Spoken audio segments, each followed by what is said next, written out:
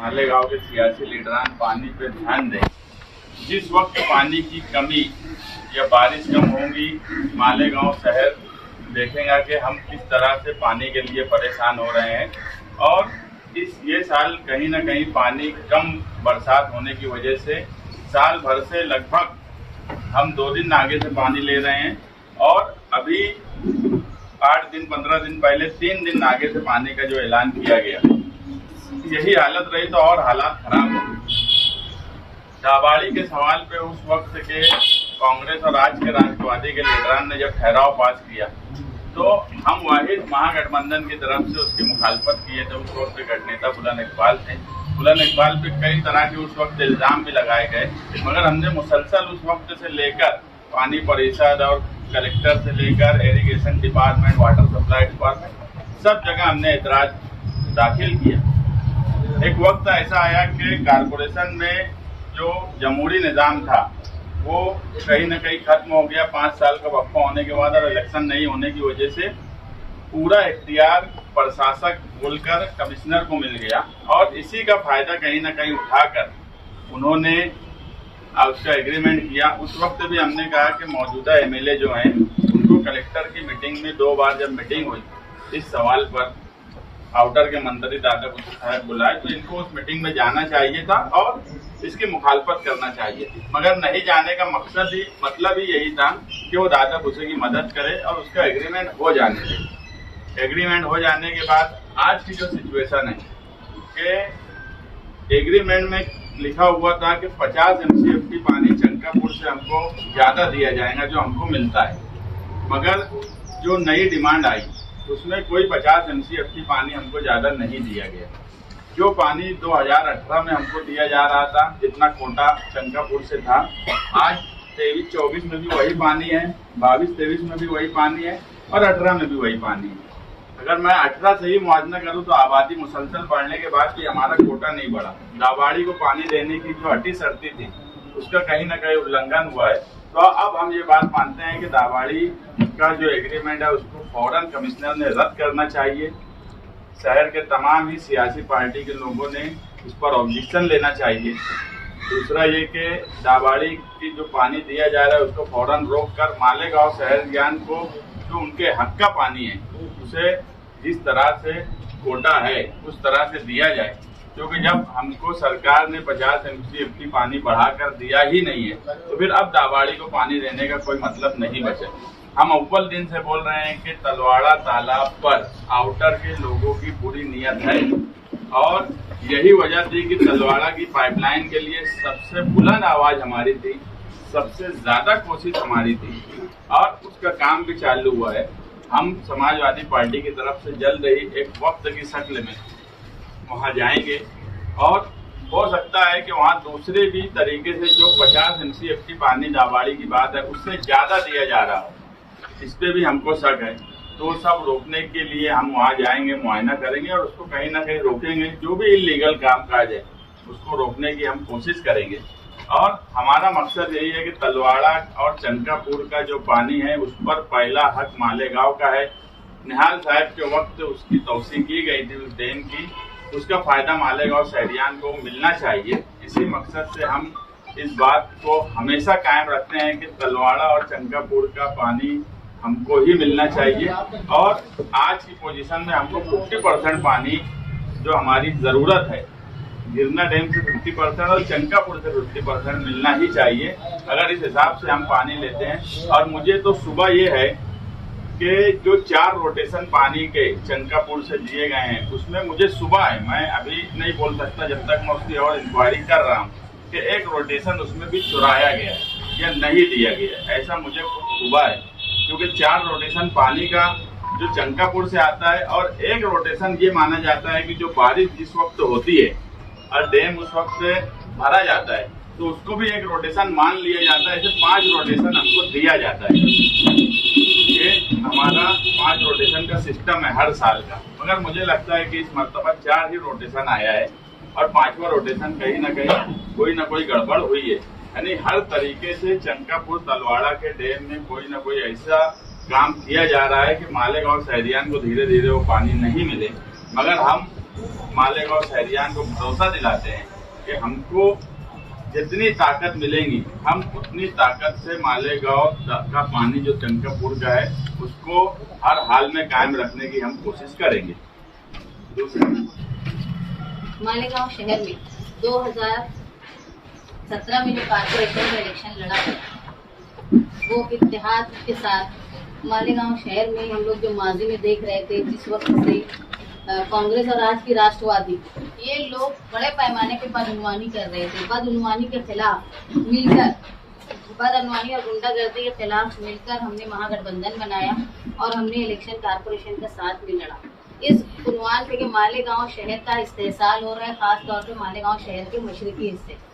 Election हुआ, election के बाद ऐसे हालात हुए कि मेजोरिटी किसी को नहीं मिली, लेकिन शेख रशीद, शेख आसिफ खानवादे को हर तरह से उनकी ये कोशिश रही कि वो इक़्तिदार में आए और इक़्तिदार में आने के लिए उन्होंने हर तरह के फैसले ऐसे किए जिससे मालेगांव शहर के मशरकी हिस्से का नुकसान हो रहा था। सबसे बड़ा फैसला जो उन्होंने किया कि जो मालेगांव शहर की मिल्कियत थी, जो पानी कारपोरेशन का था, वो पानी का उन्होंने एक तरह से सौदा किया जिसको उन्होंने ऐलानिया कबूल भी किया। पहली महासभा जब हुई शेख रशीद साहब के मेयर बनने के बाद, उसमें उन्होंने ये ठहराव किया कि मालेगांव शहर का जो पानी है वो दाभाड़ी को दिया जाएगा, क्योंकि उनके सपोर्ट जो शिवसेना ने दिया उसमें ये सौदेबाजी थी कि ये बदले में मालेगांव का पानी देंगे।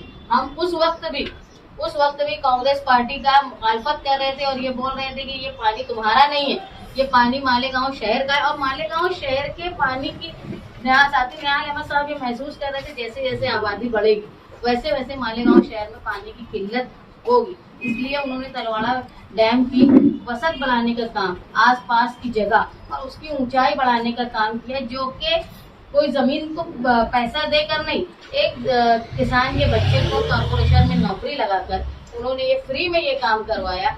लेकिन इस पर हमारे लिए बड़े दुख की बात है कि सिर्फ इक़्तिदार का मजा चखने के लिए उस वक्त की कांग्रेस ने मालेगांव शहर का पानी दाभाड़ी को दे दिया। हम लोग उस वक्त ये बोलते थे कि दादा भुसे साहब जो है वो मंत्री है, वो चाहते तो सरकार से, गवर्नमेंट से जगह लेकर अपना खुद का डैम बनवाते दाभाड़ी के लिए, लेकिन उन्होंने इस तरह का कुछ नहीं किया, बल्कि बना बनाया पका पकाया जो मालेगांव की मिल्कियत थी वो उन्होंने ले ली। अब ऐसा हुआ कि मालेगांव शहर में जो बारिश की कमी की वजह से सुनाई दिया 2 दिन आड़े पानी, और अभी सुन रहे हैं हम लोग के 3 दिन के बाद पानी आएगा। अगर ये जो रोटेशन, हमने उस वक्त भी कहा था कि मालेगांव शहर को क्या हर शहरी को कारपोरेशन पानी देती है क्या? जब बुलंद इकबाल ने इस ठहराव के वक्त पूछा तो वाटर सप्लाई का ये बोलना था कि सिर्फ 60% लोगों को हम लोग पानी देते हैं, यानी 40% जो मालेगांव शहर में रहने वाले लोग हैं उनके घर तक नल का इंतजाम नहीं। इसके बावजूद भी शेख रशीद साहब मेयर रहते हुए उन्होंने अपने पानी का सौदा करके जो उनको सत्ता में आना था और उन्होंने दादा भुसे को ये पानी दे दिया। हम तब से अब तक बार बार कारपोरेशन को लेटर लिखते हैं, तलवाड़ा जाते हैं, वहाँ देखते हैं कि गैर कानूनी तौर पर कोई पाइपलाइन हो तो नहीं गई, लेकिन जैसे ही अवामी दबाव खत्म हुआ, मियाद खत्म हो गई कारपोरेशन की और इनके दबाव में, दादा भुसे साहब के दबाव में एग्रीमेंट उन्होंने कर लिया और पानी को रोटेशन उनको देना शुरू किया। जबकि हम लोगों ने जो ठहराव पड़ा है उसमें ऐसा था कि वो इरिगेशन डिपार्टमेंट 50 MCFT पानी जायद देगा, वो जायद ना आते हुए जैसे 2018, 19, 20, 21 से आ रहा था वैसे ही अभी आया, लेकिन पानी की किल्लत होने के बावजूद भी उनको पानी दिया जा रहा है, जो मालेगांव शहर के शहरियान के साथ धोखा है। और दुख की बात यह है कि बदउनवानी के खिलाफ हम लोगों ने मिलकर इलेक्शन लड़ा, नुमाइंदे MLA मुफ्ती इस्माइल साहब यहाँ से चुन के गए और मुसलसल वो हमारे साथ दिखते थे जब हम लोग पानी को बेचने की मुखालफत के ताल्लुक से बोलते थे। लेकिन इसके बावजूद जब कलेक्टर के यहाँ मीटिंग हुई मुफ्ती इस्माइल साहब जो थे वो गैर हाजिर रहे 2 मीटिंग में, जब इस वक्त ये फैसला हुआ कि दाभाड़ी को पानी दिया जाने वाला है कि नहीं। हम लोग ये मानते हैं कि जहाँ कांग्रेस के लोग या शेख रशीद खानवादे के लोग, इस वक्त शेख रशीद साहब मेयर थे, उन्होंने पानी देने का फैसला किया, वहीं मुफ्ती इस्माइल साहब ने उस मीटिंग में गैर हाजिर रह के उस फैसले को सपोर्ट किया, मुखालफत नहीं की। और आज ये वक्त है कि मालेगांव शहर के लोग, अगर 3 दिन के बाद पानी आएगा, मालेगांव शहर एक मजदूर तबके ज्यादा यहाँ की आबादी मजदूर तबके से ताल्लुक रखते हैं, मुफ्ती साहब मुसलसल ये बोलते हैं कि 67% यहाँ पर मजदूर रहते हैं, इनके माली कमजोरी है। इसके बावजूद भी उनको ये समझना चाहिए था कि मालेगांव शहर की आबादी ज्यादा है, यहाँ लोगों के मकान छोटे हैं, यहाँ पानी स्टोर करके रखना।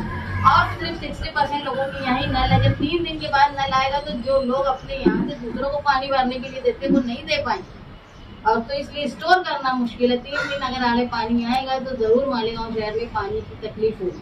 अगर शेख रशीद साहब ने इस तरह की सत्ता में आने के लिए ये सौदेबाजी नहीं की होती तो हमारा पानी जो है वो दाबाड़ी को नहीं जाता। और मुफ्ती साहब अगर शहरियात की कद्र करते हुए किसी सत्ताधारी के डर के बिना वो मीटिंग में हाजिर रहते तो शायद हम लोग ये पानी को रोकने का काम किए होते। लेकिन आज भी हमारा जो मकसद है मुस्तकबिल की तरफ देखना है। समाजवादी पार्टी आज ये ताकत में है, शहरियान का भरोसा हम लोगों के साथ है, हम लोग कोशिश करेंगे। और जो वादा है, जो ठहराव में लिखा गया था कि 50 MCFT पानी हमको मिलेगा तो ही हम उनको पानी देंगे, नहीं मिला उसके बावजूद पानी दिया जा रहा है। इसकी मुखालफत में हम जिस तरह की कार्रवाई कर सकते हैं वो करेंगे।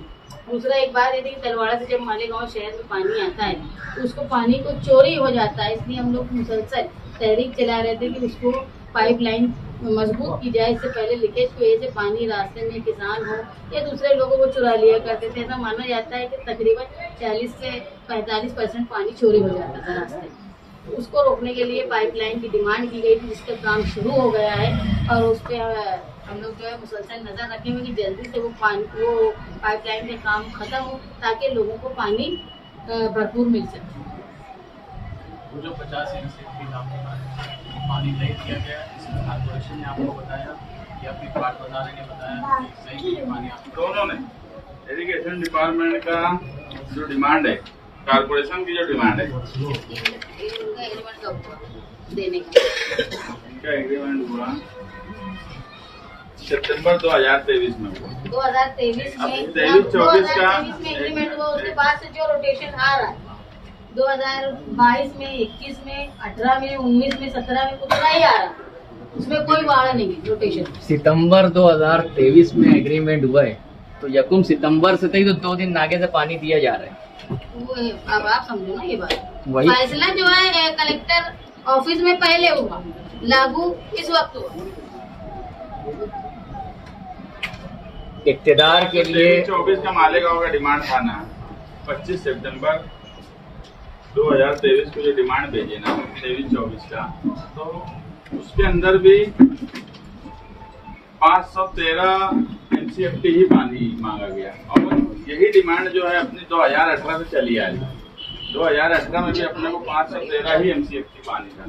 18 से 19, 20, 21, 6 सालों में ये जब बढ़ गया तो आज अपना 50 MCFT उसमें प्लस होना चाहिए था, क्योंकि एग्रीमेंट किया हमने आबादी को जब पानी दे रहे तो उसमें 50 MCFT बढ़ा नहीं ना। ये 6-7 सालों में आबादी के लिहाज से कोई पानी बढ़ा, इसलिए अब वो एग्रीमेंट कायदे से नहीं रह सकता। जब एग्रीमेंट की हड्डी सर्दी में 50 MCFT कहाँ होगा, कौन सी सतह? अभी आपने कहा पहली मुखालफत तो ये एग्रीमेंट जो है मालेगांव महानगर पालिका और दाबाड़ी ग्राम पंचायत के बीच का है।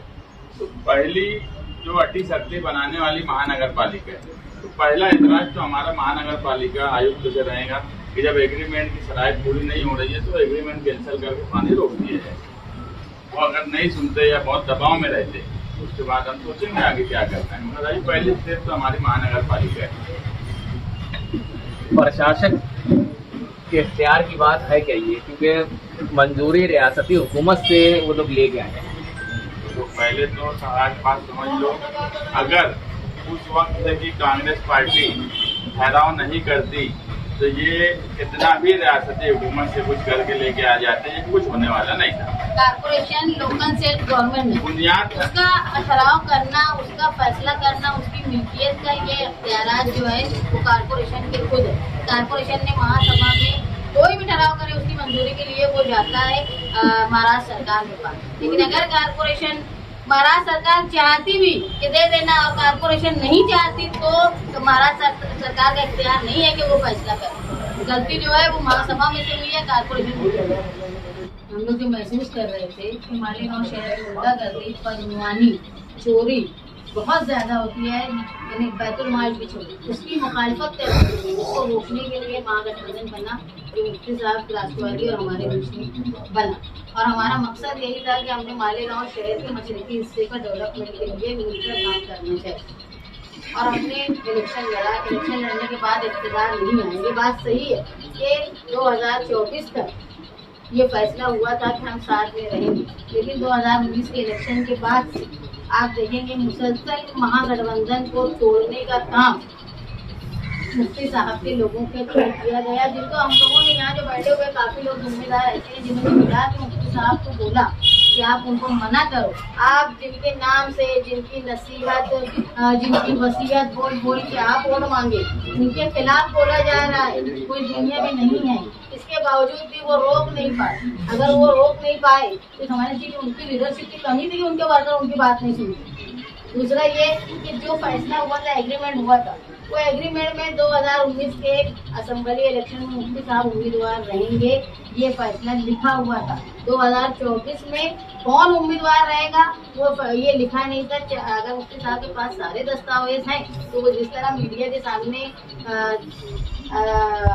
गठबंधन का फर्ज निभाने की बात करते हैं, तो कागजात मीडिया के सामने पेश करें। दूसरी बात ये कि हम लोग 2019 से आज तक जो देख रहे हैं, तो मुफ्ती साहब हर महाज पर नुमाइंदगी करने में नाकाम और कमजोर है। चाहे वो पावर सप्लाई का मामला हो, चाहे बुनकरों की सहूलत का मामला हो, यहाँ तक कि जब बुनकरों के लिए स्टडी ग्रुप बना तो मालेगांव शहर जो सबसे बड़ा पावर लूम का मरकज है, वहाँ के MLA को नहीं लिया गया। यानी इनकी नुमाइंदगी इतनी कमजोर थी कि जरूरी नहीं समझा उन्होंने, क्या थोड़े थोड़े लूंगा, वहाँ के लोगों को लिया गया।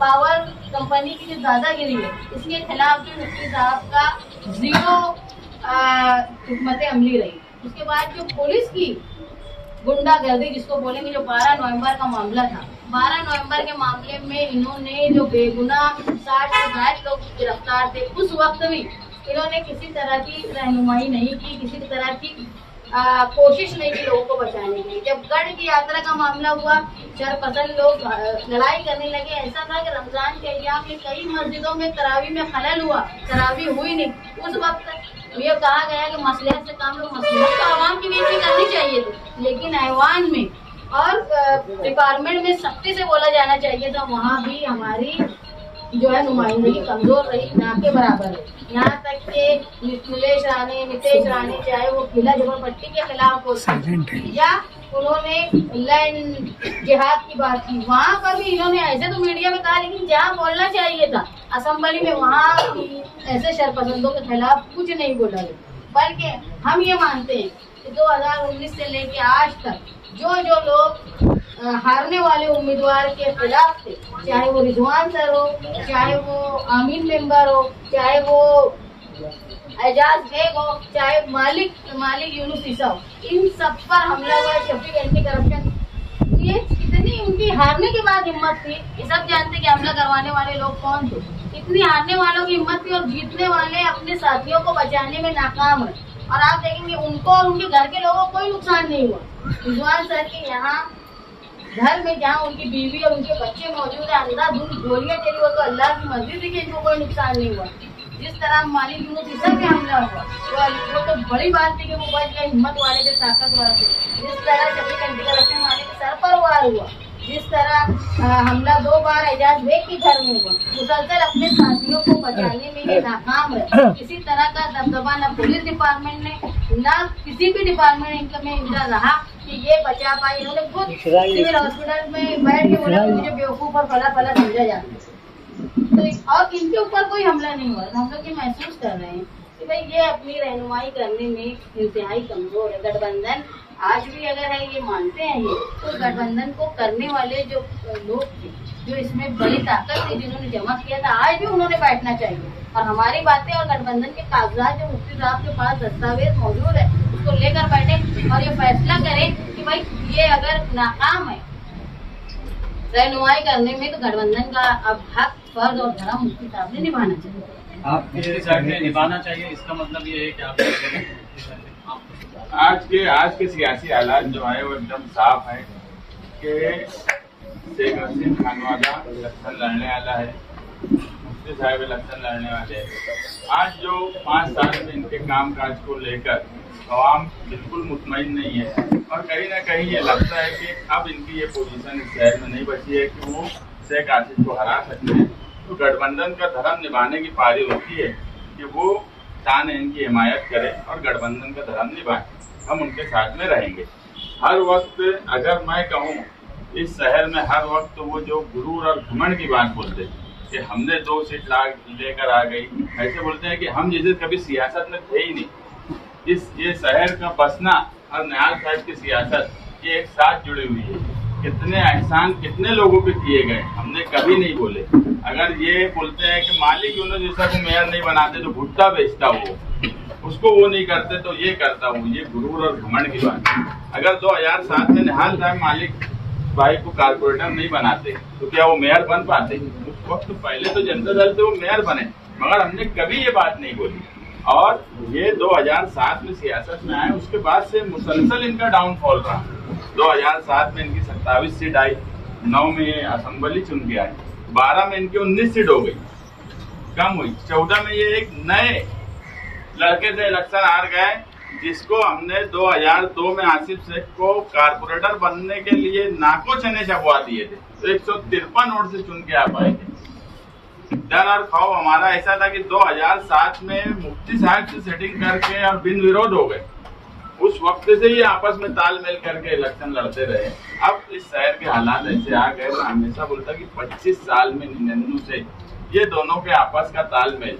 एक बात आप देख लो कि जब 2007 से 2017 तक ये हमेशा कांग्रेस के साथ रहना इख्तियार में। मुझे खुद मुफ्ती साहब जब 17 का इलेक्शन हुआ तो मुझे ये बोलने लगे कि यार अपन अब अपोजिशन में रहेंगे तो कैसे रहेंगे? तो मतलब यार वो हमारा काम है, तुमको अगर 19 का असेंबली जीतना है तो तुमको अपोजिशन में बैठना पड़ेगा। तो ये तो उनके साथ ही रहे, तारा मैडम को मेयर बनाए। उस वक्त खत्म जब इनका होने लगा तो तारा मैडम को मेयर बनाते, तो कहीं ना कहीं ये ताकत उनको पहुंचाने की कोशिश ही की और उनसे जो भी माली तौर पर फायदा उठाने की कोशिश, ये ऐलानिया वो लोग बोले। तो ये इनका तालमेल हमेशा रहा है। हम यही बात बोलेंगे कि आज शहरी सतह पे आप एक बात देख लो कि मालेगांव शहर में वाहिद समाजवादी पार्टी है जो हर जगह जिनके वर्कर और जिनके लोग आज मौजूद हैं। मालेगांव शहर में मुफ्ती साहब आगरा रोड शुमाली हिस्से में कुछ नहीं है। कच्चे एरिया में तुम चले जाएंगे। पहली बार एमएलए बनने के बाद फिर सड़क के इस पार बाद वाली कारपोरेशन में एक उनका कारपोरेटर नहीं था मुफ्ती साहब का। हम अगर ये बोलते कि हम तुम्हारे साथ थे तो तुम्हारी साफ से निगाह से चुन के नहीं आती महागठबंधन, लेकिन हम लोग कभी तकब्बुर की बात नहीं करते। सियासत में मौके आते और एक दूसरे का साथ लिया जाता। बैठे ना एग्रीमेंट ले तो 5 साल की बात करते है। 5 साल में क्या क्या लोगों के साथ हुआ।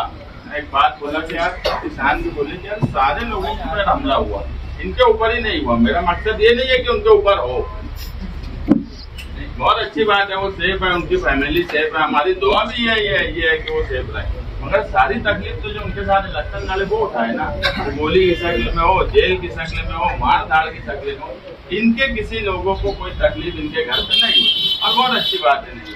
हमारा सिर्फ मानना ये है कि मुफ्ती साहब पूरी तरह नाकाम इस 5 साल में हो गए हैं। इसलिए अगर आज शेख आसिफ को हराने की जरूरत है तो उनको बैठ के गठबंधन का धर्म निभाने की बात हमारे साथ करना चाहिए। आपने कहा कि महागठबंधन इसलिए बना था कि गुंडागर्दी और बैतुल माल की बात।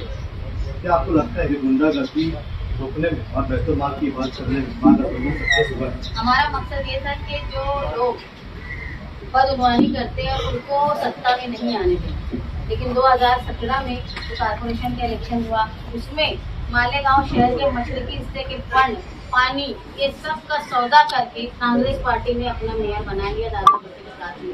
हम वही रोकने में नाकाम हैं। उसके बाद से हम असेंबली में हमारे महागठबंधन के उम्मीदवार चुनकर गए। हमारी ये उम्मीद थी कि अब हम असेंबली से रहनुमाई करते हुए इसको रोकने की कोशिश करेंगे। यही मैंने आपको बताया कि हर फील्ड में हमारे चुने हुए नुमाइंदे कमजोर साबित है।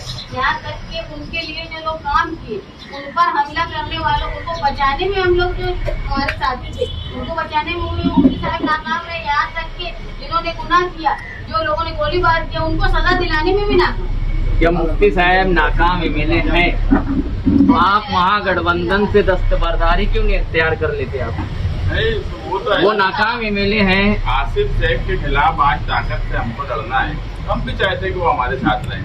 अहम मकसद महागठबंधन का ये था, अहम मकसद ये नहीं था कि हम इलेक्शन लड़ेंगे कि मुफ्ती साहब इलेक्शन लड़ेंगे। अहम मकसद ये था कि जो लोग शहर के लिए नुकसानदेह हैं उनका खात्मा होना, उनको सत्ता में नहीं आना। उनको आज उनके भी हाल वो में छोड़ मकसद दो। कायम है, आप समझ लो। हाँ। अगर किसी को आज आप देखेंगे इंडिया गठबंधन बना है ना, जो आपस में लड़ने वाले थे सब मिलके बना है। क्यों? क्योंकि बीजेपी को सत्ता में नहीं आने देना है। तो ऐसे ही अगर हम ये मानते हैं कि जो लोग शहर के लिए नुकसान दे हैं उनको खत्म करना है, तो सबको मिलकर एक अगाड़ी बना के लड़ना चाहिए। इसीलिए महागठबंधन बना था। और वहाँ हम लोग अगर कारपोरेशन में नहीं आ पाए सत्ता में, शायद हम वैसी सौदेबाजी करने का हमारा जमीर नहीं था जो कांग्रेस ने कर लिया उस वक्त ज्यादा। तो गठबंधन का मतलब ये है कि हम जिनके खिलाफ लड़ रहे हैं, अगर हम नाकाम रहे तो वो मौका उठा लेते। अब वो उन्होंने वो किया और वो नाकाम रहे। हर महाज पे मैंने आपको बताया कि हर जगह वो नाकाम रहे, चाहे मुखालफत करनी हो या जहाँ रहनी हो। पानी का मामला आप देख लीजिए, पानी के बारे में वो भी बोलते थे कि पानी बेच डाले, पानी दे दिए दादा दूसरे को, लेकिन जहाँ जाके उनको रोकना चाहिए था इरिगेशन डिपार्टमेंट में, कलेक्टर के ऑफिस में बैठ के, वहाँ वो नहीं। क्या ऐसा नहीं हो सकता कि मुफ्ती इस्माइल पे नाकाम एमएलए की तनकीद और गठबंधन का धर्म साथ साथ चल सके? ये तो हो ही नहीं सकता ना। नहीं क्या वो गठबंधन तो साथ में रहेगा, लेकिन अगर वो चाहते थे गठबंधन साथ में रहे, लेकिन अगर वो नुमाइंदगी करने में नाकाम है, और उन्होंने भी मान लेना चाहिए शहर के लोगों से मिलकर, और जो रहनुमाई कर सकते हैं उनको मौका दें और वो काम करें। संभली इलेक्शन का मैनिफेस्टो मैं और हमारे साथ कुछ लोग मिलके बनाएंगे। ये बात मुमकिन है कि कोई पार्टी या कोई लीडर 100% मैनिफेस्टो पे जो बात बोला है उसमें अमल नहीं होता। मगर ये बात बोलना कि मैं मैनिफेस्टो मेरा कुछ काम नहीं किया, या उन्होंने ये बताना है कि मैनिफेस्टो पे उन्होंने कितने % काम किया, तो कहीं ना कहीं वो खुद ही ये बात साबित अब खुद से करते हैं कि वो काम नहीं किए। मैनिफेस्टो पे काम मैं नहीं किया, वो साफ बोले। बोलना ये चाहिए था कि मैं 70% काम किया, 100 काम थे तो मैं 90 काम किया, 10 काम नहीं कर सका। वो समझ में आने वाली है, एक काम मैनिफेस्टो का नहीं कर पाए। देखो एक बात समझ लो, फिर तुम बात दिया की कोशिश नहीं करता, आवाम वोट देती, एक भरोसे पे देती। मैं तो बदनवानी के सवाल पे वो मेरे सामने बैठ एक सवाल इससे पहले भी वो बोले कि काम रुकवाने की कोशिश किया। सच बात यह है कि मैं इससे पहले भी बोल चुका कि मुफ्ती साहब जिस चौक पर, जिस चौराहे पर, जिस जगह, जिस घड़ी, जिस वक्त, जो तारीख, सब वो तय करे और मुझे बुला ले। सच्ची बात यह है कि ठेकेदारी करने की नीयत से उन्होंने काम रोकने की कोशिश की, और मेरी कोशिश उस वक्त भी ये थी कि काम किया जाए जल्दी। अगर उनके पास ये पेपर मौजूद है तो वो जहाँ बोलेंगे मैं वहाँ आके तैयार है बैठने के लिए, और वो साबित कर दे कि काम वो रोक रहे थे कि मैं रोक रहा था मीडिया के सामने।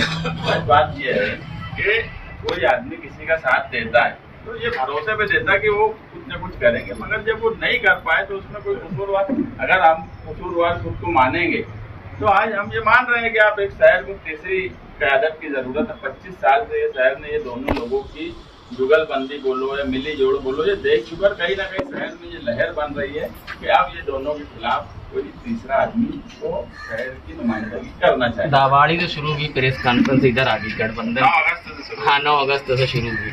तो दावाड़ी को पानी देने में जहाँ साबका बरसर इक़्तिदार जिम्मेदार है, क्या मौजूदा एमएलए भी उतने ही जिम्मेदार है क्या? नहीं, सबसे बड़े जिम्मेदार जो है वो साबका जो दौर इक़्तिदार में थे वो है। अगर वो बुनियाद नहीं डालते ठहराव की तो शुरुआत नहीं होती। उतने तो नहीं, मगर कसूरवार एग्रीमेंट के टाइम मुफ्ती साहब जरूर है।